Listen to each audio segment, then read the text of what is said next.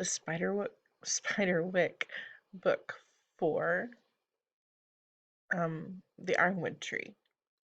Chapter 4, in which the twins discover a tree unlike any other. They tumbled down into a net of woven metal. Yelping and kicking, Jared tried to stand, but he couldn't seem to get a foothold. Abruptly, he stopped struggling and got elbowed in the ear by his brother. "Simon, stop! Look!" Glowing fungi covered the walls in patches, illuminating the faces of three small men with skin as gray as stone. Their clothes were drab and sewn from rough fabrics, but their silver bracelets, crafted in the shape of serpents, were so intricate that they seemed to slither around the men's thin arms.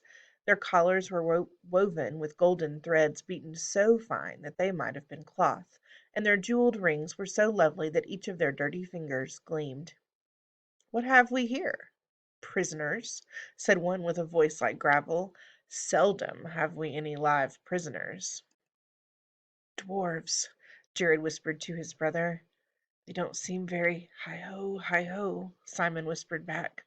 The second dwarf rubbed several strands of Jared's hair between his fingers and turned to the one who had spoken.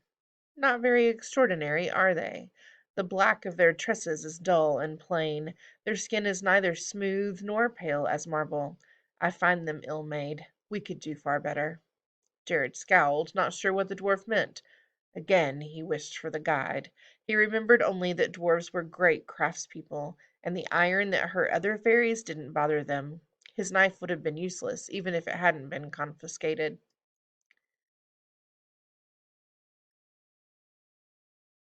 "We're here for our sister," Jared said. "We want to trade." One of them chuckled, but Jared wasn't sure which. With a creak, another dwarf positioned a silvery cage beneath the netting. "The courting said you would come. He is very eager to meet you." "Is he like the dwarf king or something?" Simon asked. The dwarves did not answer. One pulled on a carved handle and the net opened. Both boys fell heavily into the cage. Jared's hands and knees felt raw all over again. He slammed his fist against the metal floor. Jared and Simon were silent as they were wheeled through caverns with cold air and wet walls. They could hear the sounds of hammers, louder and more distinct now that they were underground, and the roaring of what might have been a great fire.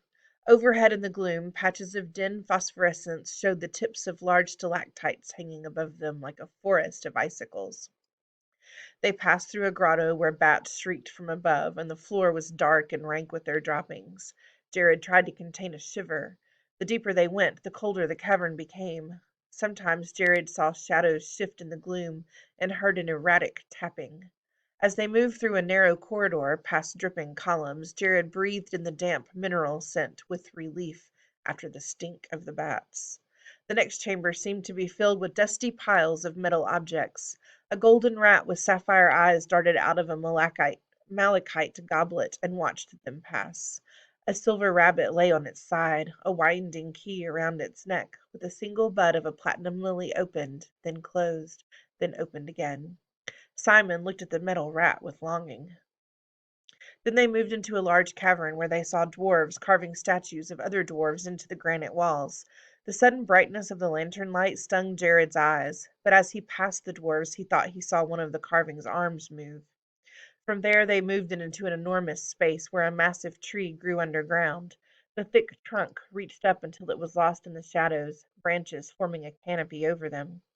The air was filled with a strange metallic bird song. "This can't be a tree," Simon said. "There's no sun. No sun means no photosynthesis." Jared peered at the trunk.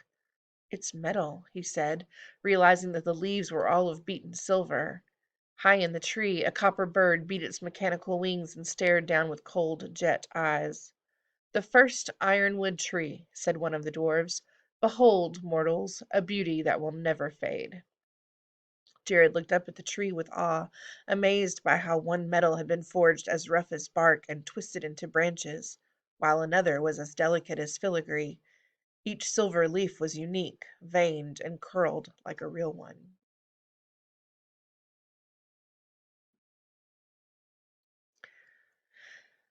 "Why do you call us mortals?" Jared asked. "Don't you know your own tongue?" a dwarf said, and snorted. It means one who is fated for death. What else should we call you? Your kind wither in a blink of an eye." He leaned close to the bars of the cage and winked. Several passages led from the cavern out into corridors that were too dim for Jared to see where they led. The cage was wheeled through one, a wide columned hallway that led into a smaller room. Sitting on a throne hewn from an enormous stalagmite was another gray-skinned man, this one with a wiry black beard. His eyes shone like green jewels. A metal dog stretched out on a deerskin rug before the throne. The dog sighed, rising and falling in time with a thin mechanical wheeze, just as if it were really sleeping. On its back a single key slowly turned.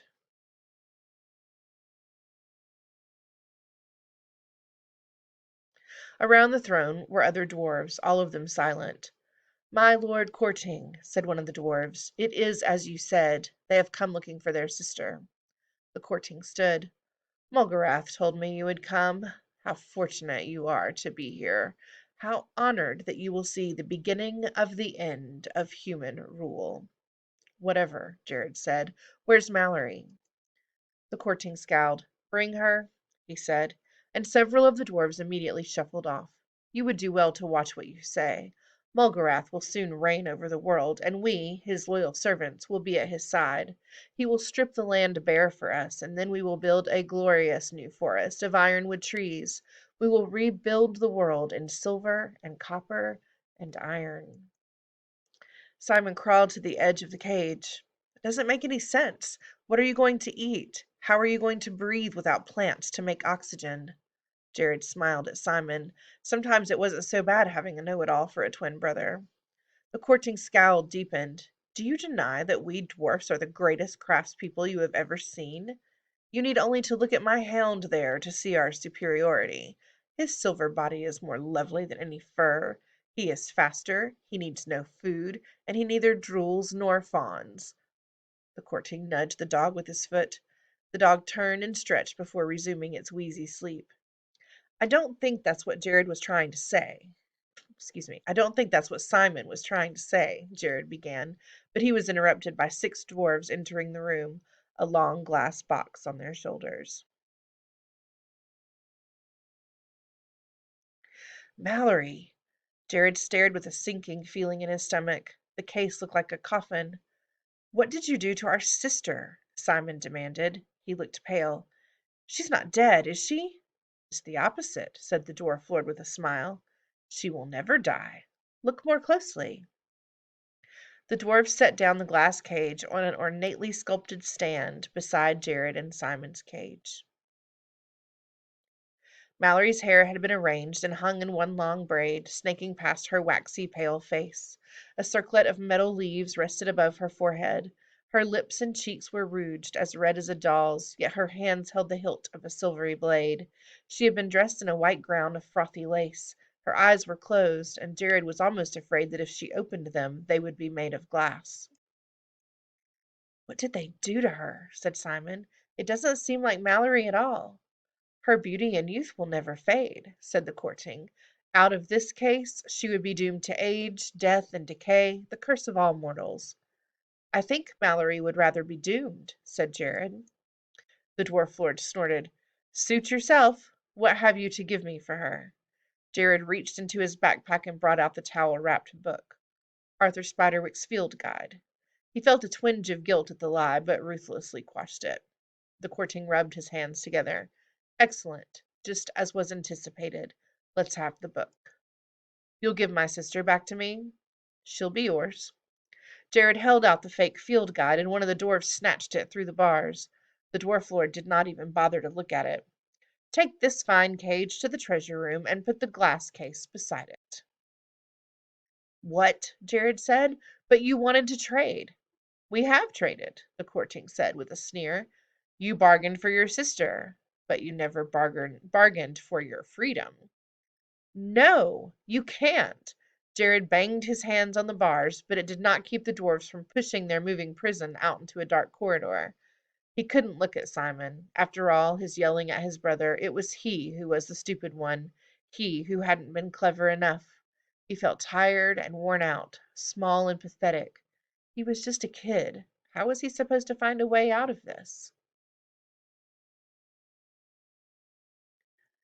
Chapter 5, in which Jared and Simon wake Sleeping Beauty. Jared barely noticed the path they took to the treasure room. He shut his eyes against the burn of tears. "Here we are," said the dwarf who had brought them. His beard was white, and there was a ring of keys at his hip. He turned to the group carrying the glass box that held Mallory. "Just set that down right there." The treasure chamber was lit with a single lantern, but the heaps of shining gold reflected the light, so it was not as dim as it might have been. A silver peacock with a lapis and coral-studded tail pecked at a copper mouse sitting atop a vase in a way that suggested more boredom than malice. The white-bearded dwarf peered at them while the others trooped out. He grinned at them fondly. "I'll just see if I can find something for you boys to play with. Perhaps gobstones? They even stand up and hurl themselves." "I'm hungry," Simon said. "We're not mechanical. If you're going to keep us here, you're going to have to feed us." The dwarf squinted. "True enough. I'll bring you a mash of spiders and turnips. That will fix you right up." "How are you going to give it to us?" Jared asked suddenly. "There's no door." "Oh, there's a door all right," said the dwarf. "I made that cage myself. Sturdy, isn't it?" "Yeah," said Jared. "Real sturdy." He rolled his eyes. Wasn't it bad enough that they had gotten tricked and were stuck in a cage? Did the dwarf really have to rub it in? "See, the lock is inside this bar." The dwarf tapped one of the bars lightly with his finger. "I had to make the gears really tiny. Had to work with a hammer the size of a pin. If you look, you can see the seam of the door. See, right there." "Can you open it?" Simon asked. Jared looked at him with surprise. Had Simon been playing the whole time while Jared had been busy being upset? "You want to see it in action?" asked the dwarf. "Yeah," Jared said, not quite believing that they were going to get this lucky. "Well, okay, boys. Now step back for a moment. There, just once, and then I better get your food. What a treat to finally get to use all of these things." Jared smiled encouragingly. The dwarf took the key ring from his belt and selected a tiny key. It was the size and shape of a whistle, with a complicated pattern of ridges on it.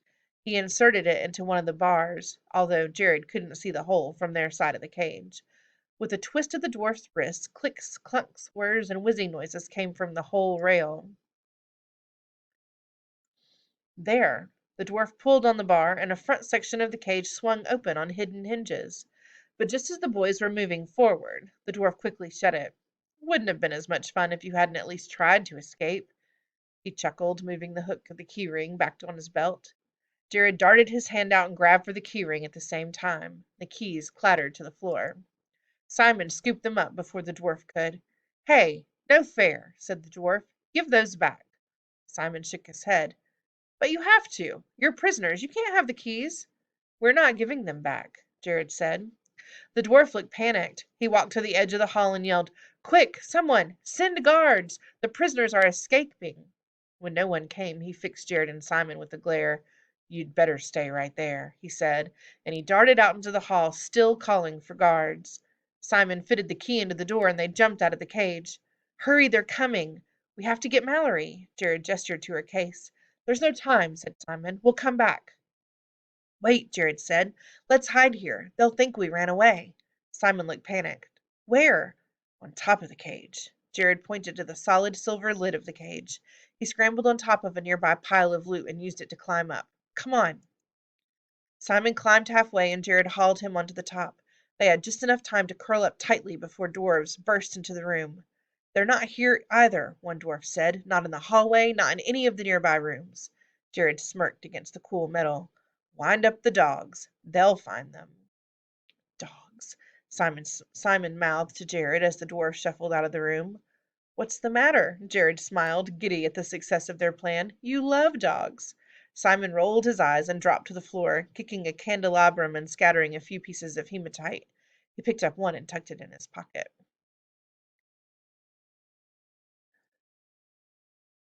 "Stop making so much noise," Jared said, trying to climb down carefully and nearly toppling a copper rose bush. They knelt beside the glass case, and Jared unlatched it. There was a hiss as the lid lifted, as though some invisible gas was escaping. Inside, Mallory was motionless. "Mallory," Jared said, "get up." He pulled at her arm, but it was limp and flopped back onto her chest when he let go. "You don't think someone needs to kiss her, do you?" Simon asked. "Like Snow White?" "That's gross." Jared couldn't remember anything about kissing in the field guide, but he couldn't remember anything about glass coffins either. He leaned in and gave her a quick peck on the cheek. There was no response. "We have to do something," Simon said. "We don't have much time." Jared grabbed a lock of Mallory's hair and tugged hard. She twitched slightly and half opened her eyes. Jared sighed with relief. "Get off me," she muttered, and tried to turn on her side. "Help me get her up," Jared said, moving the sword off her and onto the floor. He pulled her body a little ways up. Excuse me. He pulled her body a little ways up before she slipped back into the case. "Come on, Mal," Jared said into her ear. "Up!" Simon slapped her cheek. She twitched again, opening her eyes groggily. "What?" she managed. "You have to get out of there," said Simon. "Stand up." "Lean on the sword like a cane," Jared suggested. With her brother's help, Mallory managed to get on her feet and stagger out into the hallway. It was empty.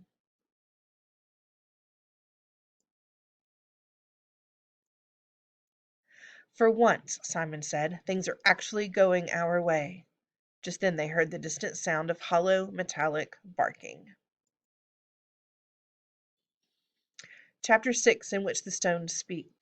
Jared and Simon ran, half dragging Mallory, through a series of hallways and narrow, dim rooms. Once they passed through an overhang high above a central cavity where the courting oversaw dwarves laboring to stack weapons onto carts. The barking, at first far off, became closer and more frenzied. They continued on through chamber after chamber, ducking behind stalagmites when they heard dwarves nearby, and then creeping on. Jared stepped in a cavern with pools where white, sightless fish darted. Tiny rocks were balanced atop the points of all the stalagmites, and the sound of water droplets echoed through the space, along with a strange tapping rhythm. Where are we? "I'm not sure," Simon said. "I would have remembered those fish, but I don't. I don't think we came this way when they brought us in." "Where are we?" Mallory moaned, swaying slightly as she stood. "We can't go back," Jared said nervously. "We have to keep going." A small, pale figure jumped out from the shadows. It had huge, luminous eyes that shone in the gloom. On its forehead, two long whiskers quivered. "What's that?" Simon whispered. The creature tapped on the wall with one long, multi-jointed finger, then pressed a large ear against the stone. Jared noticed that the creature's nails were cracked and broken. "The stones. The stones speak. They speak to me." It had a small, whispery voice, and Jared strained to pick out individual words. The creature tapped again. The sound was like some demented Morse code. "Hey," Jared said. Do you know the way out of here?" "Shh." It closed its eyes and nodded its head in time with something Jared couldn't hear. Then it leaped into Jared's arms, wrapping a strong hand around his neck. Jared stumbled backwards. "Yes, yes. The stones say to crawl through there." It pointed into the darkness past the pools of whitefish. Great. Thanks." Jared tried to peel the creature off. Finally it unlatched, scrambled to the wall, and began tapping again. "What is that?" Simon whispered to Jared. "A really weird dwarf?" "A nodder or a banger, I think," Jared whispered back. "They live in mines and warn miners of collapses and stuff." Simon made a face. "Are they all insane? It's worse than that Fuka."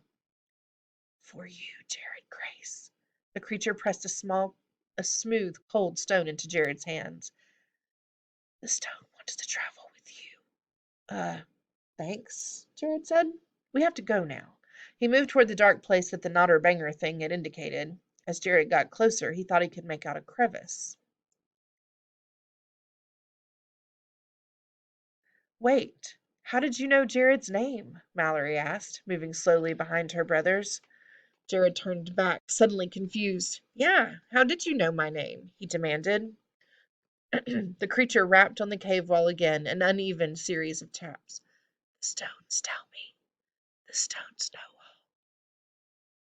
"Right," Jared continued on. The creature had actually pointed them toward a small opening in the wall of the cave. They had overlooked it before. The hole was low to the ground and very dark. Jared got on his hands and knees and started to crawl.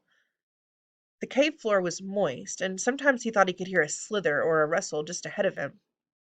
His brother and sister shuffled along behind. Once or twice he heard one of them gasp, but he didn't slow his pace. He could still hear the barking of the dogs echoing through the caverns. They emerged in the hall of the ironwood tree. At think it's that way, Jared said, pointing to one of the hallways. They ran down the path until they came to a long fissure, almost as wide as Jared was tall. He looked down into the darkness. It was black, as if the crack went on forever. We have to jump, Simon said. Come on. What? Said Mallory. The barking was close behind them. Jared saw red eyes in the gloom. Simon stepped back, then sprung across, landing hard. You have to, Jared said, and grabbed hold of his sister's hand. Together they leaped. Mallory stumbled when her foot hit the rock on the other side, but she fell safely onto the cave floor. They sprinted off, hoping the dogs could not jump as far as they had. But this passage circled around, and they found themselves back in the central hall, massive branches hanging above them, metal birds twittering. Where are we going? Mallory whined as she leaned on the sword. I don't know, Jared said, catching his breath. I don't know. I don't know. I think maybe that way, Simon offered. We already went that way and we wound up here. Barking of the dogs was so close that Jared expected them to burst into the room at any moment. How can you not know where to go? Mallory demanded. Do you remember how you got in here? I'm trying. It was dark and we were in a cage. What do you want me to do? Jared kicked to the base of the tree as if to emphasize his point. The leaves quivered, clanging together like 1,000 chimes. The sound was deafening. One of the copper birds fell to the ground, its wings still twitching and its beak opening and closing soundlessly. Oh, crap, said Mallory. Metal dogs burst into the room from several corridors, their sleek, jointed bodies effortlessly covering the distance between the entrance and the siblings. Their garnet eyes blazed.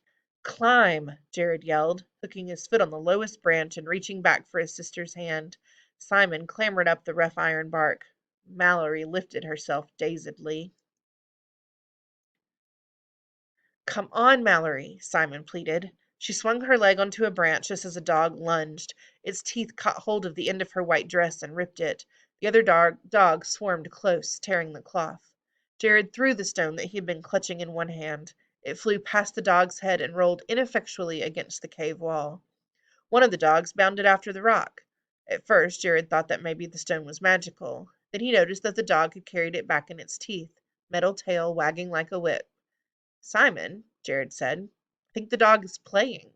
Simon looked at the dog for a moment, then started to shimmy down the tree. What are you doing? Mallory demanded. Mechanical robot dogs are not pets. Don't worry, Simon called back.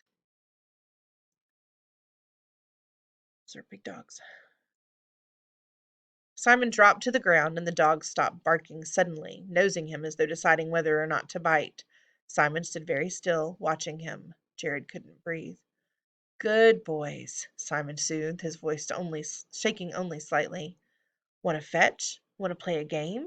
He reached forward and gingerly took the stone from between the dog's metal teeth. All the dog bounced in the air at once, barking happily. Simon looked up at his siblings and smiled. You have got to be kidding me, Mallory said.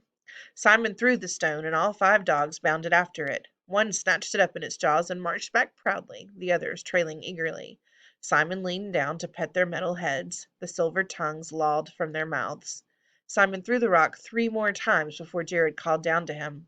We have to go, he said. The dwarves are going to find us if we wait any longer. Simon looked disappointed. Okay, he shouted to them. Then he took the stone and hurled it as hard as he could into the other room. The dogs thundered after it. Come on! Jared and Mallory jumped down. All 3 of them ran to the small crack in the wall and squeezed inside, crawling rapidly on their hands and knees. Jared stuffed his backpack behind him, blocking the way. Already he could hear the dogs whining and scratching at the cloth.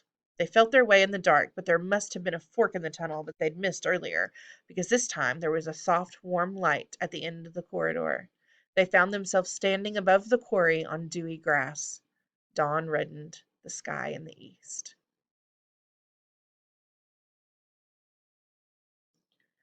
Chapter 7. There is an unexpected betrayal. Mallory looked down at herself in disgust. I hate dresses. What happened? Why did I wake up in a glass box? Jared shook his head. We're not really sure. I guess the dwarves grabbed you somehow. Do you remember anything? I was packing up my things after the match, she shrugged. Some kid said that you were in trouble. Shh, Simon said, pointing to the quarry. Get down. They knelt in the grass and peered over the edge. A horde of goblins poured out of the caves. They skittered and rolled, gnashing their teeth and barking before fanning out and sniffing the air. Behind them was a massive monster with dead branches for hair. It wore the dark, tattered remains of clothes from another time, and big, curving horns rose up from his brow. From the cave entrance, the courting and his dwarven courtiers appeared. Behind them came more goblins, who were pulling a cart filled with shining weapons. With that last group, a prisoner stumbled along ahead of them. The prisoner was the size of an adult human, a sack covering the person's head, both wrists and ankles bound with dirty cloth. Something about the person seemed familiar. The goblins pushed the prisoner out into the quarry, poking the figure with sharp sticks far from where the monster stood. "Who is that?" Mallory whispered, squinting. "I can't see," said Jared. "Why would they need a prisoner?" The courting cleared his throat nervously as a hush fell over the crowd. "Great Lord Mulgarath, we thank you for the honor of allowing us to serve you." Mulgarath stopped. The ogre's great horned head loomed over the rest of the creatures as he turned back to the dwarves with a sneer. "It's pretty." Jared swallowed hard. Mulgarath. The word had never meant much to him before, but now he was afraid. Even though he knew the monster couldn't see him, he felt those dark eyes sweep over the throng and wanted to duck down lower. "Are these all the weapons I asked for?" Mulgarath's ringing tones echoed through the quarry. He pointed to the cart. "Yes, of course," said the dwarf lord. "A show of our loyalty, our dedication to your new regime. You will find no finer blades, no better craftsmanship. I would stake my life on it." "Would you?" asked the ogre. He drew Jared's fake field guide from a large pocket. "And this. Would you also stake your life that this is the book I asked you to obtain?" The dwarf lord hesitated. I did as you asked." The ogre held up a battered book with a laugh. Jared realized it was the same laugh that the not Jared had made in the hallway at school. Jared gasped, and Mallory elbowed him hard. "You have been duped, dwarf lord." "No matter. I have Arthur Spiderwick's guide," Mulgarath said. "The final thing I need to begin my reign." The dwarf bowed low. "You are great indeed," the courting said. "A worthy master." "I may be a worthy master, but I am not at all sure that you make worthy servants." He raised his hand, and his goblins stopped their scuffling and scrabbling. "Kill them." It happened so fast that Jared couldn't follow it all. The goblins seemed to surge forth as one, some stopping to pick up the dwarf-forged weapons, most just attacking with their claws and teeth. The dwarves hesitated, shouting, and that moment of panic and confusion was enough for the goblins to be upon them. The goblins bit, clawed, and slashed until not a single dwarf was left standing. Jared felt sick and numb. He had never seen anything be killed before. Looking down, he felt like he might throw up. "We have to stop them. There's no way we can do this alone. Look at them all," Mallory said. Jared glanced at the sword still clutched in Mallory's hand, its fine blade gleaming in the rising sun. It would never be enough to take on all of them. "We have to tell Mom what's going on," Simon said.